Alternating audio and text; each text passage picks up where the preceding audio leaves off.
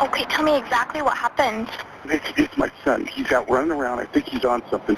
Okay. On a dark street, at a late hour, an unarmed man named Daniel died. 34 got him detained. Underneath the bodies of those called to help him. Copy, subject is detained. Just relax for a second, okay?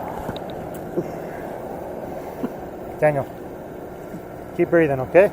Daniel, keep breathing, man. Daniel. 34, CPR in progress. 4118. 4118. Subject has stopped breathing. You're mad. Absolutely. Beyond mad, yes. He should be here right now. Walter and Tammy Turner watched their 41-year-old son struggle shortly after police officers took him to the ground. There was no resistance. He was just trying to maneuver to breathe. They would not let him up to breathe. An autopsy concluded the 41-year-old died from the toxic effects of methamphetamine use. But that wasn't all.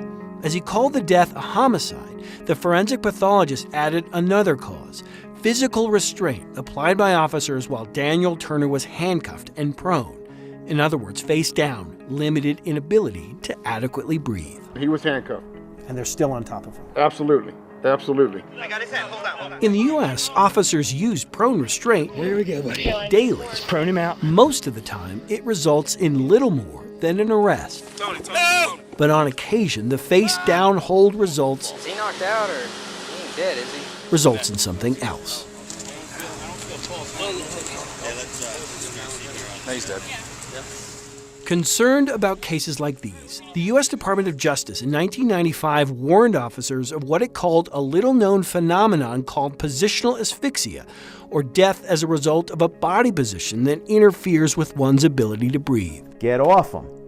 Get him on his side. Get him upright. Jack Ryan spends the majority of his year training police officers around the country. He says if an officer isn't aware of the risk by now, that officer isn't paying attention. As I've said in training at times that we ought to have that printed on the dashboard of the police car and maybe tattooed to the back of everybody's hand. After months spent examining autopsy reports, court filings, and news stories, we found example after example of law enforcement agencies largely ignoring the warnings. He's out.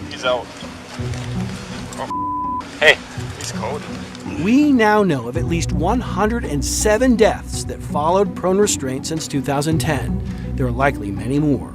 The priority has to be protecting and preserving human life. The head of the country's Black Law Enforcement Alliance, himself a former New York City police detective, says, Code 4, lift the red, 1 in custody. what we found is inexcusable. No brainer, it's obvious, and now it's time for the law enforcement and the policing community to catch up.